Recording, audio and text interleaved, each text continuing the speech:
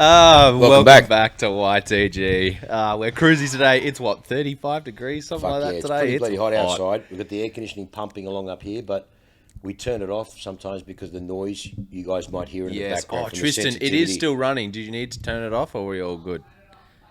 All right, okay, good, brilliant. Good, all right, it's lovely. pretty bloody hot. Oh, I was sweating last episode. Pretty hot, mate. So yeah, as you know, we do back to back. So this one will be out in about 2 weeks. 2 weeks, yep. 2 weeks. Yep. So that's why we're in the same attire. So everyone should know that by now. Yeah, everyone should. Yeah. We're going to have a guest on. We're trying to get a guest every time we do it, but again, everyone's still on holidays. There's still people away. Most people are not back till next week. So we'll just cruise through these two. And then, we've got a couple of people teed up, and then, we'll move on from there. Yeah, that'll be good. But we've got a couple of things to talk about internally and a few things externally and that sort of We stuff. We sure do. So, announcement, YTG is hiring. Yeah. Yes. We're, look, it's like anything. We're blessed with the bit of growth that we've got on board, and we've got a few things happening, and I need to sort of step back a little bit from the business a bit more so. There's sort of a position that will be available, I suppose, for the right person now, I guess. But as I was saying to Niko, I want to find someone new. I want to find someone that we can nurture, I suppose, not for a bad word, but mould, because we do things here differently. Yep. I do things differently. I'm not saying my way is the right way or the wrong way, but I can only go off results. And I want to find someone that can really immerse themselves in the brand. They must be able to add value, but on the same token, I don't expect them to be at this level of experience, or maybe, but and age has nothing to do with it. Whether you're a young person or an older person, I just want to find the right person. Yeah. So we need a salesman. Yeah, I need a salesman, saleswoman. I need someone, not really sales only. I mean, because like this is not a massive volume business. Yeah. You don't have millions, not open to the public, so you just don't have people walking in here. But, we've got a few things planned this year, and I need to sort of step back a bit in order to get those things done. Yeah. And ideally, you're going to be handling the sales leads. I'll be holding their hand, making sure that everything gets done properly. But again, I'm not going to put someone on who's a fucking idiot. They won't get through the first door with me. No. I want to find someone that loves cars, sees this as a career, or actually not just a career, sees this as their life. So it's one of those things that I'll know. I've employed enough fucking people over my lifetime. I'll know when I meet that person, whether it be young, old, fucking girl, guy, doesn't matter to me. Yeah. It's finding the right person who can survive, I guess, in this environment, because most people in this industry just expect on someone, they have that constant flow of people walking in the door and all of those things that happen. And this is not like that, mate. There's a lot of downtime here in terms of, well, you only get X amount of inquiries with the nature of cars that we deal in. Yeah. You've got to be able to have the ability to build a good network, have the right people already in your circle or starting to build that right people. Yeah. And if someone joins me, someone joins the family, whether it be here or anywhere else I've looked after, I want them long term. Yeah. And I guess really, like I said, it's a sales role, but it's not a sales role. It's a bit of a business is so small. Everyone's wearing multiple hats. Mate, we all wear fucking multiple hats. Yeah. Mate. I'm fucking washing cars to fucking putting tyre black to fucking booking in cars. I don't have a team of people anymore. In order to own the restaurant, you got to be able to do every fucking job. Correct. Yeah.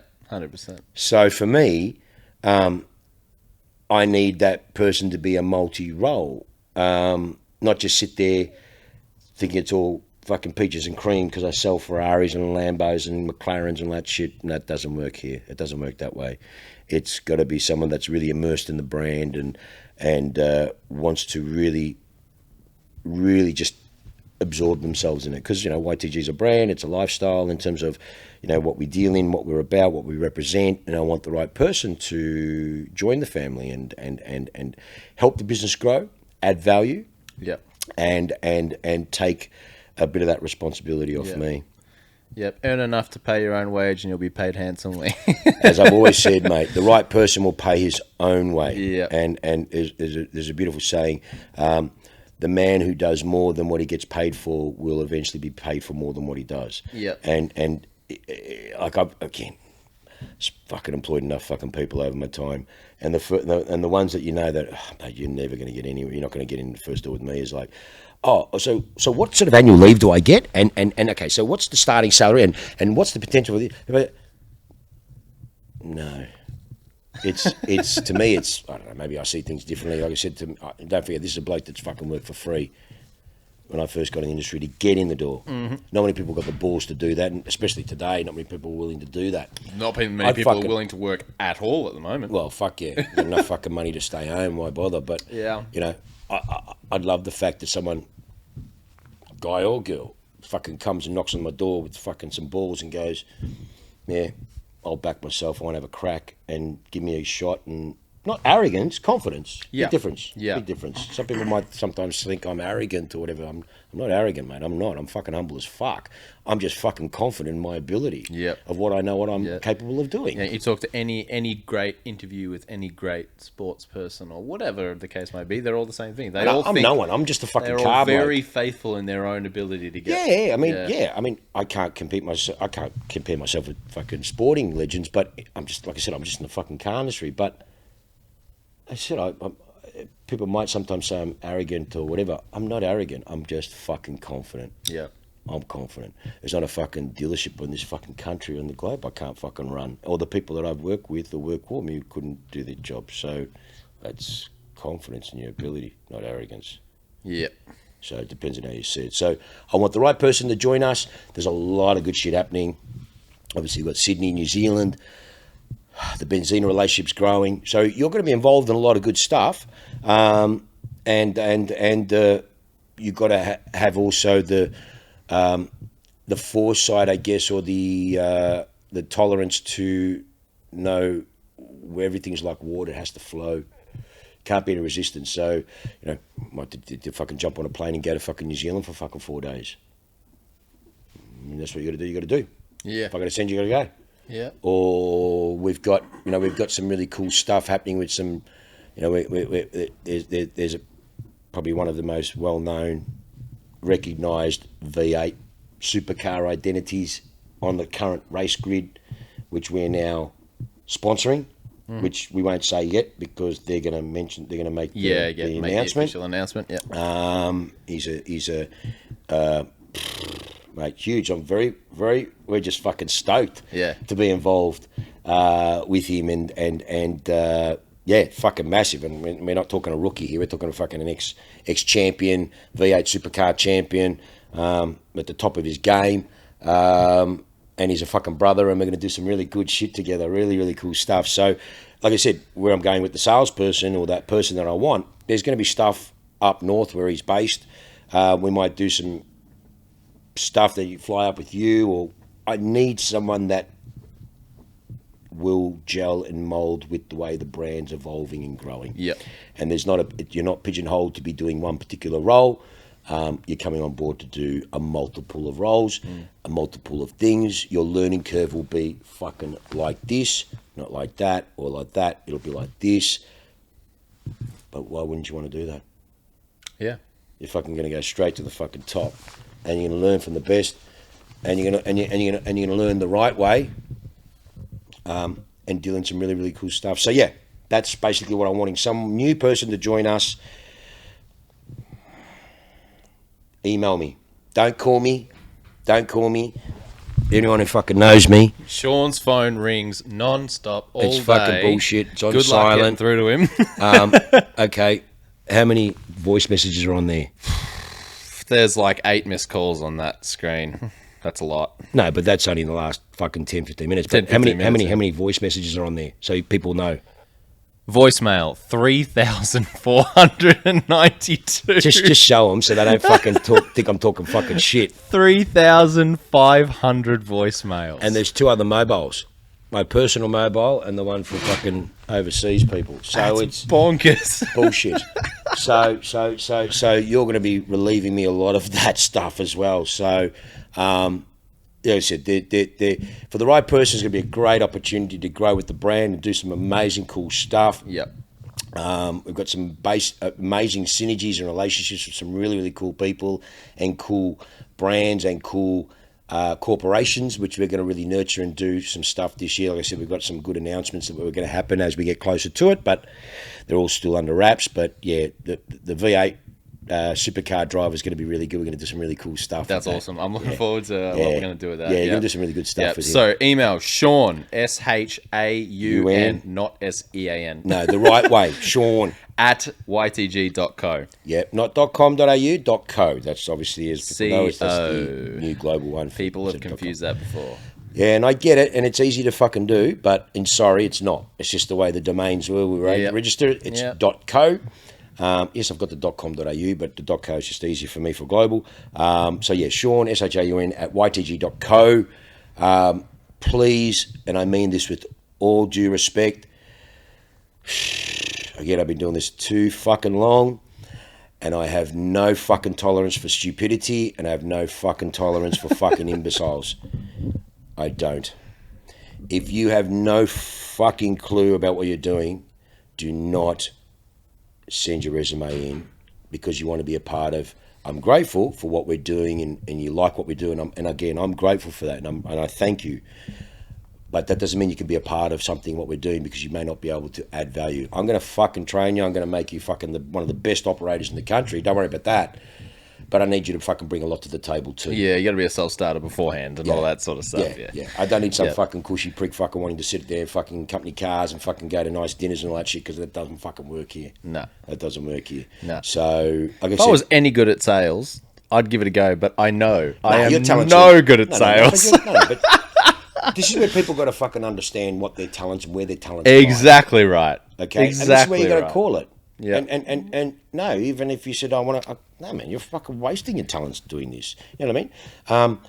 But like I said, I don't want it to be just a salesperson. I don't want them to coming in. It's going to be a multiple role. Yeah. And our brand is growing and evolving, and there's tours and there's functions and there's Motor Classica and Mailing Road and you've got the Sydney Concourse and whatever we're doing, you're going to be involved in. You're going to be a part of. Yeah. So I want someone that is creative, forward thinking, thinks outside the box. I don't need some fucking rich cushy cunt person that wants to fucking just come and cruise here. That don't work with me. I want wolves. Yeah. Young 100%. wolf will nurture you up, but that's it's I can't explain any more than that. If you know my brand and you know what we're about and you do your own investigation, you know what I'm like, then you'll know the person I'm wanting. Yep, 100%. And if you know anyone that's worked for me or anyone that knows me, just talk to them. They'll give you an inside running. I may not be your cup of fucking tea. The right person is out there. The right person, mate. I've found the right people many times. Yeah, 100%. Yeah. Mikey, you, Liam, fucking Radical, all these fucking grouse people that I've met in my career. Mate, awesome people. I mean, there's some beautiful people I'd love to get on board, but that'd be the wrong thing for me to take them from their roles where they are now, and it's not the right thing. I mean, fucking some of the people that worked for me in the past to be, it'd be wrong for me to do the wrong thing. I don't want to do the wrong thing. Like for example, Liz from Shrek. Yeah. Liz is a fucking machine, mate. Love Liz. She's a fucking animal. Liz is probably one of the best fucking operators I've ever fucking seen in my career. Honestly, I'd love to fucking have her work for me, but I can't afford it. But in terms of, but plus also logistically, and I wouldn't do the wrong thing by Shreko and Poach. I'm not about that. I wouldn't do that. So that's why for me, I'm sure I would get one of my old crew, but I don't want to because they're all doing their thing now. And, exactly right. And I want to get someone new and nurture them in. From the Roe back at Dutton's. Roe was a machine. He was grouse, but he was a different role with the back end of the business, with the admin, that sort of stuff. I don't have that role here. like I said, and you're here because you now work for yourself, which is fantastic. Yeah, I'm a contractor. It's not like I had to hook you from somewhere. I just told you to leave and do your own thing. So, again, like I said, looking forward to it. So please, send me your resumes. Don't ring me. I want your resumes. Don't put bullshit on there because I'll fucking see through it in a mile away. Even if you don't have the experience, but you believe in your ability, and get in front of me and have a chat to them. Exactly right. Yeah, know. exactly right. Yeah, a quick conversation, you'll figure it out. Yeah. So yes, if that's you, send in, and we'll move on. So, YTG Simulators is next door. Yes. And after this episode is finished recording, we're going to start recording the spilt the beer. We're going to start recording the lap time challenge for us and the guests. So we've got Mikey's sitting downstairs, actually. He's just waiting for us to finish up. And we're going to move the cameras down there. Yeah. And we're going to record some lap times. We might even get Tristan to do a lap. Why not? Tristan, you, me, and I've got fucking boots on. You guys have got fucking runners on. So I've been fucking socks. Sports shoes. So we always I always wanted to do podcasts when I had the idea of opening my own place, more for the fact that we wanted to do something different from an industry point of view, and car related, industry related, automobile related, all different stuff. But in saying that, we also wanted to do something a little bit different by having, none of the podcasts that we know of in Australia or any sort of thing has anything like this scenario. Obviously, we don't have a BBC budget. I don't have a racetrack. Can you imagine? No, fuck me. We'd go broke because we'd just be on the track all day. So that's what would happen. So it's one of those things that, so we then, look, we're always going to do in the racing simulators. I've got a lot of mates in the racing simulators. I've always been in the racing simulators. So we've now, in conjunction with a very dear friend of mine, one of my old school buddies, we've started YTG Racing Simulators. Yep. They're next door in the other factory that I have. So that is basically an added value business. A lot of clients of mine in their man caves or whatever have got racing simulators. Now we do full package down to the basic kids, which is just basically a PlayStation and a frame with the steering wheel. So it's got a bit of immersion. Yeah. And then we've got 3 different styles. We've got a pretty good but basic adult one, if you will. A bit more serious. Fanatec stuff, like all the proper shit. Yeah, even our cheapest one is still all Fanatec equipment. There's no shit. There's no fucking... exactly right, no frills shit. Everything is the best stuff. Yeah, we're not using Logitechs. No, for the kid ones... The kid one is Logitech, but you want kids on Logitech because anything stronger than that will rip the arms off a kid. And if you see the steering wheels we've got there, I mean, one of the wheels are actually interchangeable with the real fucking race car. Yeah, they're proper, Like the Bentley, it's a fucking proper race steering wheel which interchanges with the Group 3 GT3 race car. I mean, come on, that's serious stuff. So, and nothing's cheap here. So we've got 3 different packages. We've got a basic adult one. We've got a medium one, which has got medium movability, access movement. And then we've got the full one, which has got fucking 6 access or whatever it is. Yeah, motion and everything. Motion, and you can even do virtual reality, which you feel a bit fucking how you going after. I've done that. I love virtual reality, but I got a couple mates who literally just the second they put it on, they just feel like they want to throw up. And I feel so sorry for them because the immersion from VR is unreal. It is, but if it makes you feel sick, what can you do? After 3 laps at Bathurst, I was a bit fucking how you going. Like I was actually fucking. Bathurst is the worst track. I know, but we did that at Nick's joint, and we're like, fucking put it on. I was like, yeah, fuck, and come out. I was like. Fuck, this is hilarious. Fucking bizarre. Looking around, I'm like, fuck. And I ran off the road because I'm fucking looking around. I'm like, I don't realise. But after the dipper, and then you're fucking coming down and you're flying down, I'm like,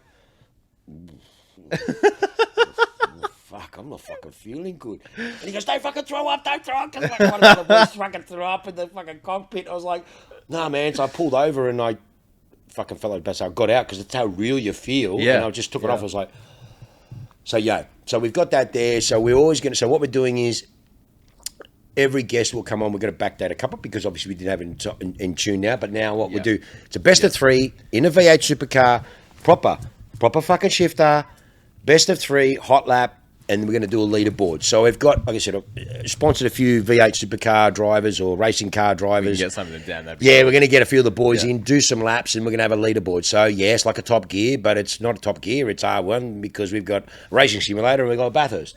So everyone has the same car, same setup, one track, best of 3, fastest lap goes on the leaderboard.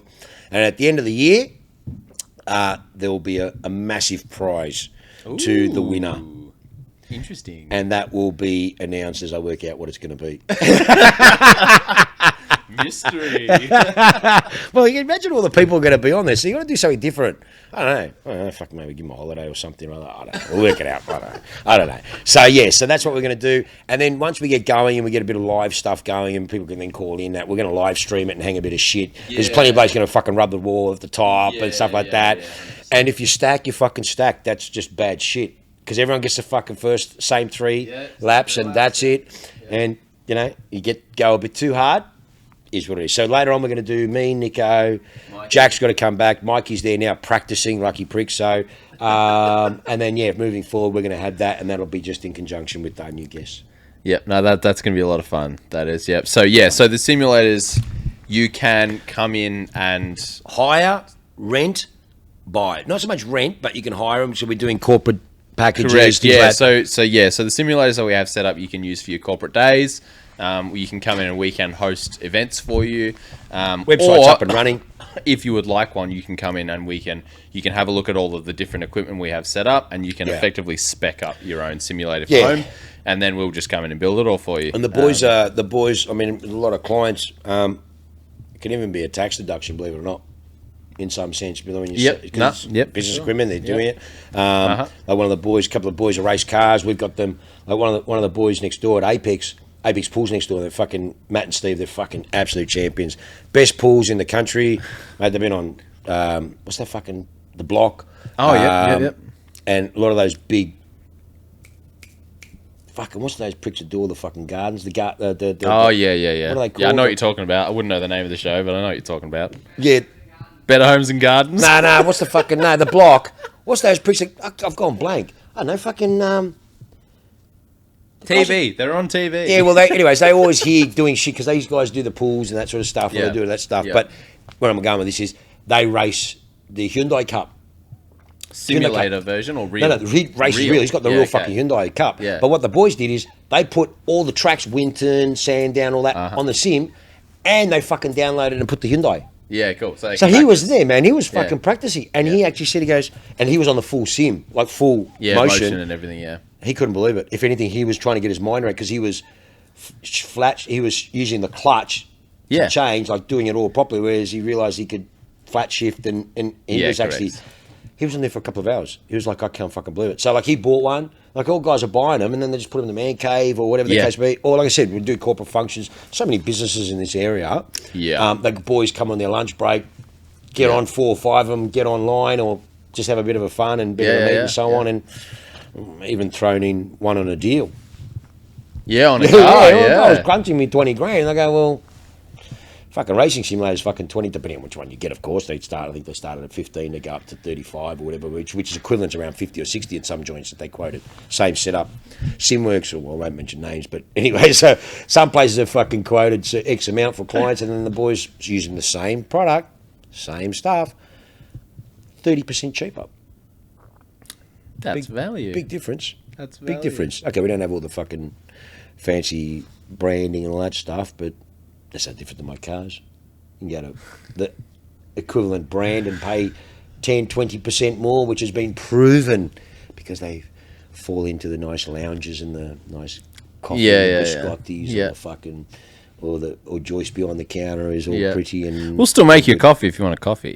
I ain't got a coffee machine in here. Oh, fuck! If I make you a coffee, you'll fucking end up in hospital. I can't fucking cook. When I was a single bloke, I had a fucking bar fridge for 7 years, mate. Couldn't cook. 2 plates, 2 pubs. Anyway, so that's an whole another fucking story. When I was living in Canada, I lived off, because the supermarkets over there are so weird. So weird. I lived off like oven chicken strips. And I'd buy a block of cheese and a packet of gravy, and I'd oven the chicken strips, and then I'd put the cheese on them, and then I'd bring them out, I'd make my pot of gravy, and I'd pour the gravy over the chicken and cheese, and that was my dinner. That's like fucking man versus food. Have you seen some of the shit that they... I have to admit, mate, back in America, I loved it. Like, when we were in the States, I used to go every year, because my cousin lives in the Valley. We lived in Malibu in the Valley anyways. There's some shit there that I saw. There's some of these people... fuck, mate. Like at 3 o'clock in the morning, and then we're coming back from somewhere, we were fucked. And we're coming back from 3 o'clock, we were fucking hungry. All you can eat for like $2.95 and fucking between like 3:30 and 6 o'clock in the fucking morning, mate. That's and awesome. we're stop here, man. We fucking go in there. And there were families in there with mounds of fucking food. I've never seen it like that. I was like, are you fucking serious, man? At like 4 a.m. in the morning. And then I wonder why there was a beast rate was so fucking big, because it's cheaper to go get a fucking all you eat at Wendy's burger fucking joint than go buy a fucking salad for $7.95. Wow. I remember the stuff that I saw was quite horrendous at their food thing, but yeah, it was quite funny. Fuck yeah. Anyways. It's a different world over there. I loved it. I loved it. I thought it was fucking grouse. But it's very different society there, though, man. I mean, like, Very. you rock up there, like, we're in Beverly Hills walking around. Had to go to Beverly Hills and have a look at the fucking joint. And yeah, you go down Rodeo Drive and you got all the fucking epic shit there. And, I mean, the last trip I went, I used to do a lot of travel, but, I mean, Sienna was born 2011, so that's when I hung my cape up and I stopped all partying and everything like that. Yeah. No more travelling, that sort of stuff. But so the last trip I went was, I think 2010, and they were dumb as dog shit. Some of the people, mate. I mean, I fucking thought we had no shit kangaroos, mate. And yeah, they fucking man. I got kangaroos at home and they just unbelievable. No shit, man. Like they were, and I actually thought, are these people fucking shitting me? But no, you're fucking dumb as dog shit. Yeah. No, I mean, but like, it's just, it's no different to fucking rednecks back here. I mean, there's dumb people everywhere. Yeah, I don't want to offend Canadians or Americans or anything like that. I love fucking Yanks, mate. Fuck, well, I'm just saying. Of course, I mean, we go out the fucking back of Bush Mount Hope once. There was a story. All of us, it was me, Niko, Niko, my mate, that owned the simulator, and Jimmy. We're all school buddies from fucking 14, 15. And we're driving my mate's Valiant Cry by Cry. Okay, so a big Chrysler by Chrysler, fucking coupe. This is when we're all 19, 20, uni, and I was a real wog. Had the fucking wog hair, all my mates were wogs, Greeks. I can't imagine you. Fucking Kappa fucking tracksuit. All of us, Nike tracksuit, basketball boots, driving in the middle of fuckville, Mount Hope. Okay, no one knows what this joint is. It's called Mount Hope. How did we get there? Mate, like we did when you had no fucking money. We put all our money in. We said, let's just go for a fucking cruise. We'll go and count in the outback. Brother, Mount Hope is a fucking town, a one-horse town with a pub and a fuel station, and the population was, I think, 50 people. Yeah, right. And we, middle of the night, pulled into this fucking joint, middle of nowhere, didn't know, I'm the only black prick in the whole fucking joint, right? I've got two Greek mates, wogs, mate, all long hair. We walk into this pub. Everyone just stops. Yeah. Looks at us. We stood out like fucking dogs, yeah. On Sienna, mate. And I walked up to the bar, and I thought I was going to get fucking mugged, mate. The fucking Ku Klux Klan, mate. It was like, fuck, they're looking at me. And we were like fucking real wogs dressed in trackies, mate. And all these fucking can-eater, farmers, all ripper blokes. But Yeah. We walked up and asked Nick this. We walked up and asked for a fucking Corona with lime. That's what we used to get at the fucking clubs. Yeah. These pricks looked at us and go, what? They looked at, what, lime? They drink a fucking VBs and 4Xs and shit like that, mate. I don't fucking drink that. We didn't drink that. And they're looking at us, and I'll just never for fucking get this, and we're just looking.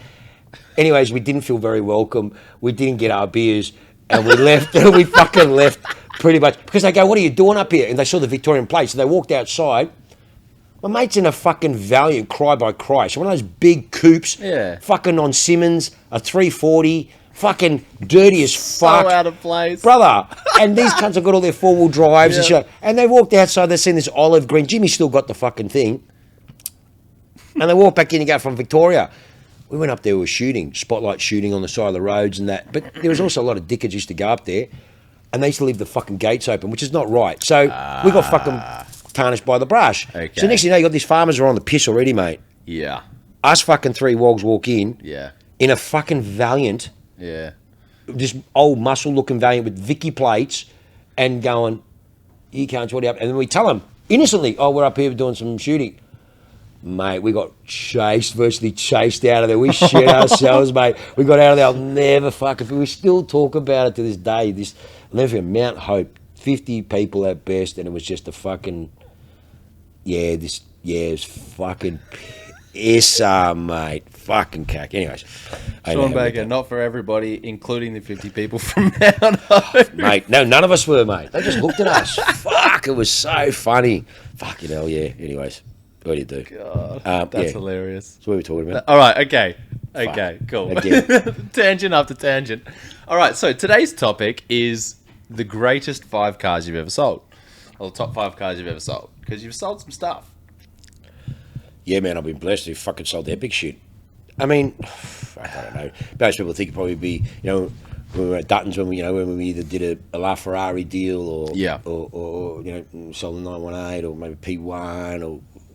I mean, yeah, of course, because it was they got to be up there. Very blessed to be a part of that. You know what I mean? They're still special cars. Yeah, of course it is, man. I mean, to be a part of that, to be able to offer that to clients and to be involved in that was special. Yeah. When we were at Ferrari, you know what I mean? For me, one of the most special things in my career was helping someone with their first Ferrari. That's a cool experience. That's a special place, yeah. Again, take my thing with the brand from a management side of things, but the brand, I love the brand and I love what the brand represents in terms of, the car, and it's just such amazing, the strength of it. Yeah. I don't like the culture, or I don't like the BS at the top end, but the brand of the car and that, yeah, sure. Do I think the word do what? No, that's in the tax system. So again, always someone's first. Like when I say to someone, they ask me about a Ferrari, it's your first Ferrari, and they go, yeah, Shaun, it is. And I go, yeah, man, it's cool. Because that's a really privileged spot to offer someone to be in that. I mean, some people see it as a fucking first child experience. Yeah. Really, they're so in love with the brand. And then you have the clients at every new model, bang, they just order the new one. They're just like Porsche, same, very dedicated clientele. But, Ferrari a bit more passionate and sort of stuff. So I can't say that, okay, it's the LaFerrari or it's the 918, then it's the P1 or it's this or it's that. I can't. I mean, I said top 5 cars, it's so hard to say. You know what I mean? It really is. I don't know what I would say apart from my own biases of those cars that I like. Okay, well, then I sold five black shoes. Yeah. So for me, I'm intelligent enough not to say, well, can't be that fucking biased by it. But, yeah, I mean, my probably one of my best sales is probably my one of my first hypercars, or maybe when I sold the Koenigsegg, the Jesko, and took the orders. I mean, granted, those cars aren't coming for another year or two, but at that one stage when I sold the first experience, like when I sold the Jesko, I actually it was the first time I actually. Honestly, it was the first, because I know that I made a post on LinkedIn because I actually felt very proud that, when I'd sold it to a beautiful client. It was a fucking epic car, mate. And I know I was speaking to one of my mates in the industry and he goes, fuck bakes, fuck, no one's done that. And I went, yeah, actually, I didn't see it that way. I've just been blessed to get on with the job and do what I. But when you stop and you step back and you go, fuck, hang on, well, okay, we had all the hypercars at Dutton's and we sold all of those, and it's a team effort. You're involved. Everyone knows the client, so we're all involved in it. So you can't say it's Johnny or Gavin or me or Rowan or Dale. We're all together. We all know the client. We all work together and nurture the relationships. And the client wants that. It's like different to here. When someone comes in, you know a lot of the clients, you just get to know them. You know what I mean? And it's a very family thing. So for me, that was privilege only because we're in a unique situation to be able to offer those. And now with the other brands like I think McCarroll's and Zagami's, now Bobby's got those cars now too. So I guess they can offer it too. So no different, I guess, I would imagine the boys there being able to sell something like that. You know what I mean? Yeah. So in that sense, any hypercar was a privilege. Yeah. Any Ferrari, is a privilege, you know what I mean? Because they're a special car. Yeah. You know what I mean? Whether it be the old ones or new ones, it doesn't matter. And now seeing a lot of young generation, guys in their 20s, early 30s, buying. A client of ours who bought the Testarossa, I mean, I think he's in his early 30s. That's awesome. That's cool, man. That's awesome. Yeah. The car wasn't even fucking around. Yeah. Oh, sorry, he wasn't even around when the car was there. You know what I mean? But it was a poster car, grew up, and that's cool, you know what I mean? And to offer that to that. So, I mean, again, just look at that fucking SLS down there. I mean, I mean, again, where do I start? I mean, that's the only one in the world in that colour. That was sold, that was given to Hurst von Sanden, which was the CEO of Mercedes-Benz. That was like a gift or something or other in terms of for Benz, for thank you. It was an amazing man. And then my client bought it off him. Then we traded at Dutton's. Then I sold it to a beautiful client of mine, one of my best clients that will never sell it. That's anyone in the world. That's a special car. Yeah. But I just forgot about it till I looked at it there and went, oh, yeah, fuck. So, Yeah, right. you know what I mean? It's it's like, it's like, well, you know, it's everything. And that's what I like, this space of cars and what I've been blessed to play in. More so secondhand, because these cars have a bit of a story and they have some uniqueness to it. You know what I mean? And that's what the previous, like that roof. Like when I sell that roof, could you say that car's one of the featured cars? Well, yeah, it's only 15 in the world. It's the only one in Australia. What a great story to that car. I've seen a black rough on a... Not a BTR cab. Okay. Yeah, right. so there's 15 of those. Okay. None came to Australia. It was mainly US market. Yeah. And, you know, we've got the certificate and everything from Roof. Yeah. But that car, I mean, look at the pedigree. 88, sold by Porsche Beverly Hills to a movie director. I can't remember the fucking bloke's name, but movie director. Then an actor bought it off him. And then our client, who was in the film industry, then ended up buying it, bringing it out and converting it. Like, wow. What a great history. That's awesome. great, isn't it? Yeah. I mean, like, that's cool. You know, so... Would I sell that one day? Or we've got a few people on it, but again, it's probably going to end up going overseas, which is sad. But you know, if I sell that, well, that's a pretty special car. Yeah. So again, for me, as you can see, our answers are not always fucking short and brief because there's so much fucking experience. So there's so many much different, history, so many different things. Like there's shit that I can think of that we've sold. Again, okay, well, the Koenigsegg's. The two only Koenigseggs in the country, with the orange car, which is the CCX, or the black car, which was the 05, 04 CCR. Yeah. Now, my dear friend owned both those cars, and I was photographed in 2008 during the GFC when I was last at Demillions. General Manager Shaun Baker, Rick Demillion Group, Australia's most expensive car, because back then we were asking 2.2 million for it, and I had it in the Demillion showroom because Carl didn't have a dealership per se. He had the balls to bring the car into the country, had the foresight, but just didn't take off. So when we had the car there, that got me in the paper, that sort of shit. Or when I sold the first Rolls-Royce Phantom second-hand, that was again. This is all fucking, look them online. They're on the fucking paper. I mean, and here's my fucking black ugly mug fucking standing there like this, fucking going, hello. Shaun Baker, General Manager of Rick Demillion Group, Australia's most expensive second-hand car. That was a Phantom. Yeah, I think we're asking 1.2 for it back then. They just came out. This is fucking 03, 04. Yeah. So, I don't know. Do you fucking say that? Or do you say, you know, it's like when Michael Clark, the Australian cricketer, is a mate of mine. You know what I mean? And again, back in the paper. If you go, I can only say go in the paper. The fucking proof's there. There's me giving it to this fucking reporter, because that's when Lara's Aston got hooked. And you'll read it up. Lara's Aston got hooked years ago, right? Lara Bingham, that's what Michael was seeing at the time. Yeah. And I was mates with him, so I used to look after him with cars and stuff like that. And I remember I got the Aston in, and we were selling it because Michael wanted out of the car, was in the paper and all that shit. Everyone's fucking ringing us up, and because Michael was driving my E63 at the time. Because they'd just come back from the tour, and I remember he rings me, and he had the fucking stress with all the fucking news reporters over a fucking car, mate. Like, it's ridiculous. I remember giving it to this. Mate, you had fucking people, they had reporters everywhere. I remember Rick ringing me going, what the fuck is going on there? I go, Rick, there's fucking reporters everywhere. What do you want to fucking do? Good PR for us. Not that we needed PR, but so, and I remember this bird, and I remember the topic, and again, it's online, fucking checking us out, I don't talk shit. I bingled Lara Bingle's car. So this fucking this chick drove, she was a reporter acting like she was buying the car. And Renato was one of my sales managers that ran one of the teams for me. And because we knew we had so much reporters ringing up, it was in the brother, I'm in the front page of the fucking Sydney Morning Herald with this fucking topic. I bingled Lara Bingle's car, because what happened is she wanted to drive. She acted like she was fucking buying it, right? So it pissed me off. So she gave us a bullshit story, gave us a credit card because I didn't believe her, and in my heart, she drove the car and she then scratched the rim. Right. It was a grey Aston V8 Vantage. Yeah. So then she came back, and I remember Renata ringing me going, mate, something's not right here. And we had cameras out there, fucking this and that. And I remember she came back, and anyone who knows me, my whole career, I used to have even in Dutton's, I used to have my stock report in my back pocket. So I had my stock report in my back pocket, my phone and my pen, and that's all I needed to run the joint. I didn't know what my cars owed, what they were, where they were.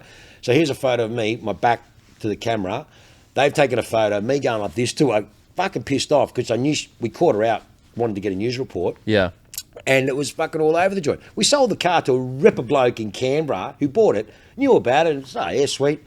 But that car actually got me in more press than anything else. Wow. It was quite funny. Fucking Lara Bingle's car. So I remember that when that happened. So, like, again, like, what do you say? I mean, like, there's just so many things you fucking think about and so many different stories or so many different things. You go, well, is the experience of selling the car or the experience of the actual experience around the car? Yeah. You know what I mean? It depends. And again, when you're dealing these cars, you don't deal with normal people and you deal with the privileged sort of a scenario of idiosyncrasies. I mean, Yep. Again, another, fuck me. There's so many fucking stories. So many stories, like yeah. the shit that I could fucking talk about. Like I said, I'm no different. I'm no special to anyone else in the industry that's achieved and done many things, but sometimes I laugh. I go, they will fucking do a movie about my fucking thing because the shit that I've witnessed and the shit that I've seen and the stuff that, I've been privy to, it's quite epic when you sit back and you think of the people that I've met, the people that I've been fortunate to call friends, good and bad. I mean, I almost lost my job at Ferrari going to a particular friend's funeral back home in Melbourne, which I'm not going to mention names because some people might think less of me. Well, I couldn't give a fuck really what people think of me. But again, some people might think it's a bit out of turn. But people that know me know. And my photos on the fucking page of the paper, pulling the fucking coffin out of the hearse, and I remember, the fucking HR at Ferrari going, "You told us you were going for a funeral, but you didn't tell us who you were going for." And I go, "Well, what the fuck does it matter?" And they're going, "Well, it does when your friend is this person." And I've gone, "It doesn't matter. It does when you get filmed, when you get photographed taking the coffin out of the fucking thing." I go, "No, it wasn't just me. I couldn't lift the whole fucking thing. It was gold for fuck's sake." Fuck me, it was gold for fuck's sake. I mean, like, I go, so they're like, I go, "Yeah, but it doesn't matter. It is what it is, mate. I can't choose who walks in the fucking door. Yeah. I can't choose who I deal with. Yeah. If they've done the right thing by me, I deal with them. I don't give a fuck. It is what it is. What? Because this guy's a corporate CEO of a fucking corporation of a bank who's just embezzled $20 million and sent so many people on their ass, but it's white collar." Yeah. You know what I mean? It's how you look at things. So for me, no, I'm not judgmental on anyone. I mean, I deal with everyone and everything, and, if they're good people, we'll do business with them. Yep. And sadly, some bad people, I guess, or how you deem as bad, like special cars, and that's what we play in. What do you do? Yeah. Yeah. Yeah. So to me, I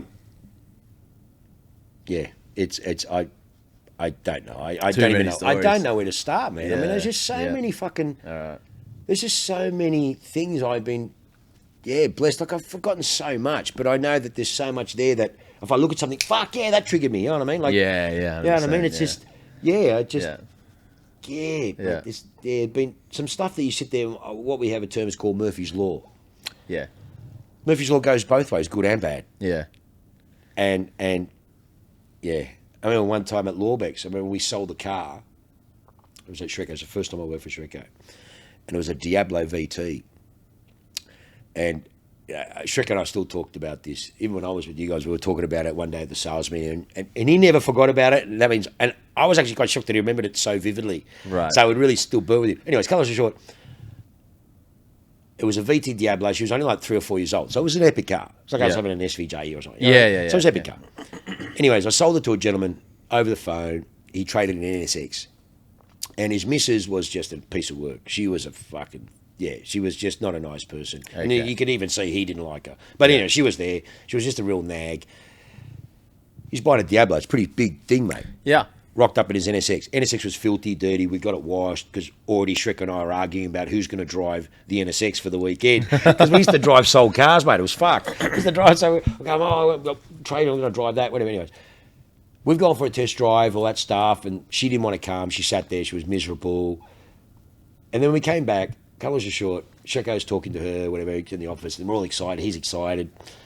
And then he goes, give me a minute. I'm sitting there. We're like, deal's done, grouse, blah, blah. And then he comes up with the magazine. And he goes, just wanted to show you something. We're going, well. Opens up the magazine, Modern Motor, or whatever it was, Australian one. here's our Diablo at Eastern Creek, full lock sideways with Wayne Gardner driving it, absolutely fucking smoke billowing out of this Diablo on a track day. On Zeta. And she just showed him that, and he's just gone. And Shrek and I were like, in our lounge, on the coffee table, in our magazine. And we didn't know.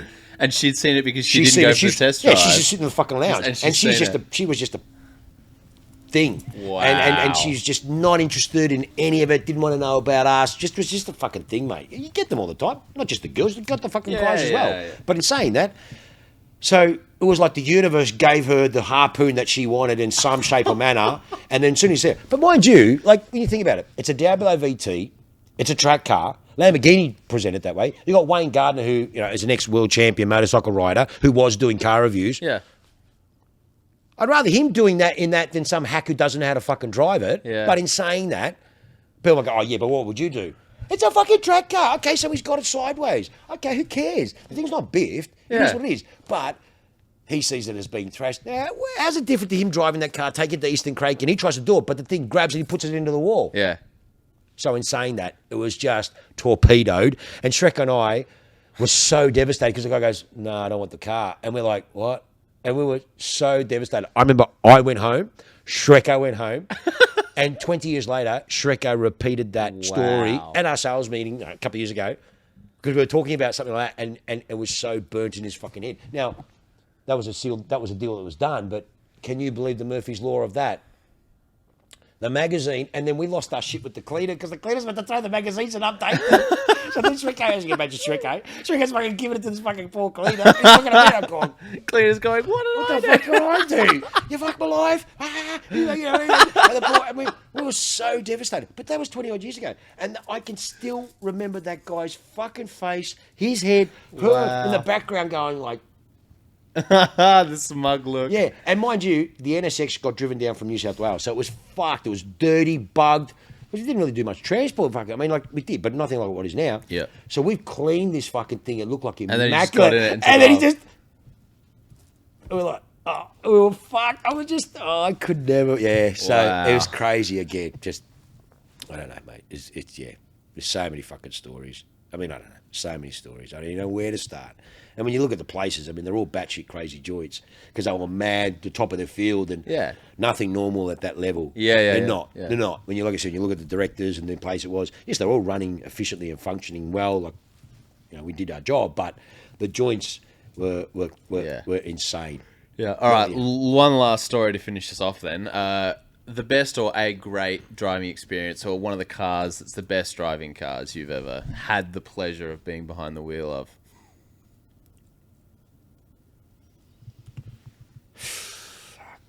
Again, man. I don't know, man. I don't know. I mean, do you call it a hypercar? Yeah, but the hypercars are desensitive to reality. That's sure. That's 0.5% of the world that have that. Okay. Yeah. So that's not the normal person. Yeah. Okay. Could you notice the difference between the 4 or 5.8s and stuff of that ilk that you drive and a 918? There is a fuck yeah. Yeah, you can't. I mean, like a 918 or that sort of hypercar. That's why they came up with that term, hypercar. Yeah. It they just pull like you run out of road. Yeah. You can't. Yeah. We were all fucking, I won't say the speed, but yeah. Fuck yeah.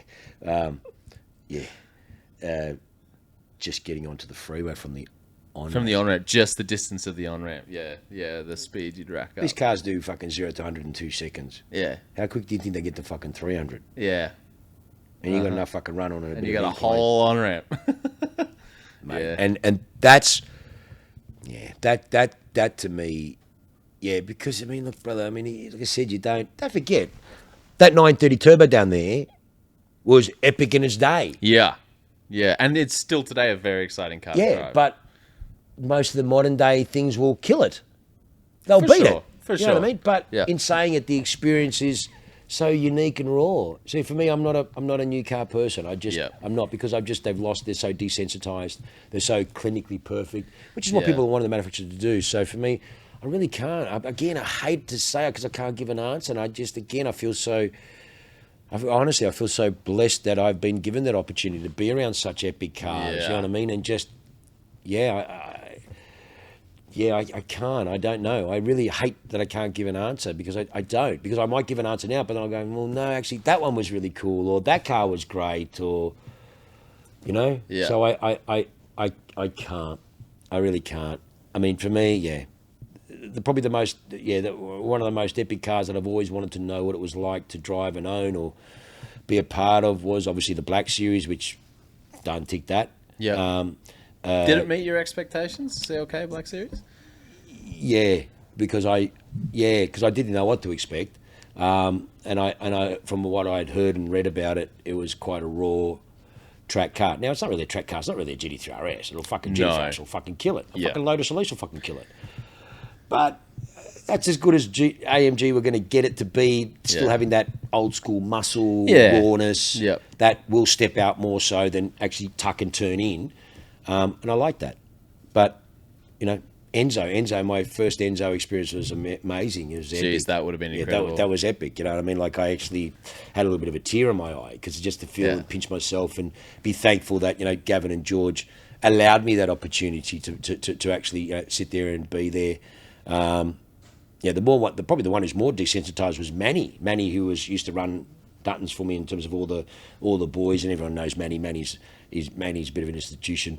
People would come out and they'd see my Maloo out the back, and they'd see some fucking Bentley Bentayga cocked, and they go, "I thought you'd be driving." They go, "No, that's Manny." They go, "What?" I go, "That's my Yardie."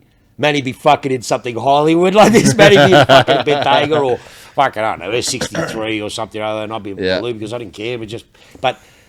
And because he drove everything all the time, I didn't have to. I could be fucked. Yeah, he drove everything. So like, he probably has driven more than anyone in the country. Jeez, he had a good gig. Oh, good mate. Gig. I remember once we were at the fucking servo. He was at the servo and he rings me. He goes, boss, we got a problem. We go, what's the matter? Never forget it. BP servo around the corner from us, and he's at the servo filling up. It was a 430. Yep.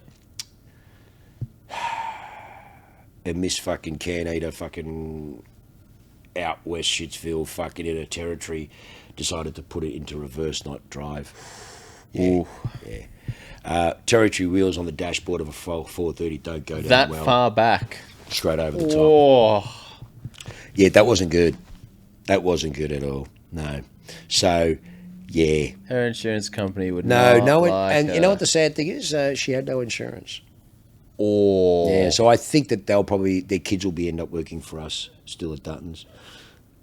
So no, that was a big headache. But what do you do? I mean, she didn't do it maliciously, but on the same take, fuck me, you've been fucking driving all day.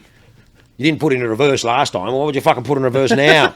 For fuck's sake, you know, that's like, what do you do? And no fucking insurance. No insurance, that's the worst. So, yeah, that was, so again, mate, like I said, mate, I don't even know where to start. The shit that I witnessed, the shit that I've seen, the shit that I've experienced, the people. Fuck, there's so many different stories. We'll have to write down some stories then for some episodes. Just some batshit crazy stuff. Yeah. Fuck. And a lot of it happened at Shrekos too, man. Honestly, there's a lot of stuff. Maybe like on a current affair. I was trying to sell a car to this fucking bloke, and he was a big con artist. We didn't know. I had a feeling. Ended up going just 5 seconds. Come on, sure, it was a whole story. So I knew something was wrong. Shrekos has me. Gotta go do the deal. Go to the deal. Guy told me to meet me in Paris end of Collins Street at some fucking boutique, fucking fashion designer. This bird that he was marrying, she had no idea. This guy's a fucking con man. I parked out the front. He was buying a Porsche. I think it was at the time. So long ago. I parked at the front. I walked in there. There was all these other people there. I'm sitting there, and they go, "Who are you?" I go, "I've come to sign him up to buy a car." And he's going, "Well, this guy owes me money, blah, blah, blah." Then the next thing you know, fucking a Hinch. Hinch was like a current, he had a Hinch thing. Yeah. Their fucking camera crew have come flying in, chasing this bloke. Wow. And I'm fucking sitting there trying to do a deal.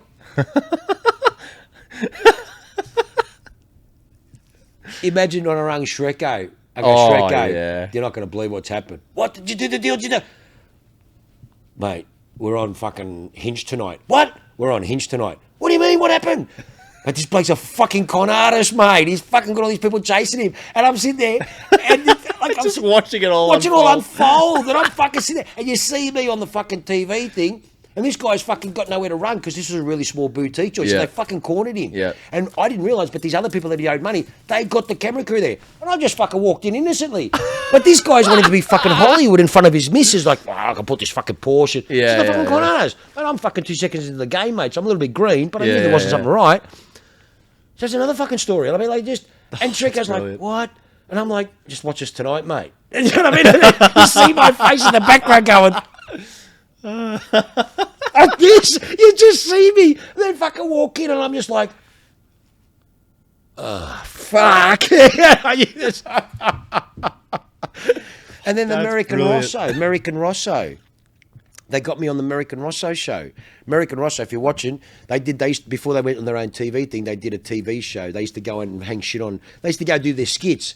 Yeah. They run Rawbecks, and Shreko and Sharon, who was the bird at the front desk, hooked me up. And again, it's on fucking Comedy Channel, whatever it is. And they came in dressed in bogans with VB outfits and acid wash jeans. And they came in all fucking carrying on like dickhead. And they set me up. And you see me on the camera, and I'm trying my best, mate. Don't judge anyone.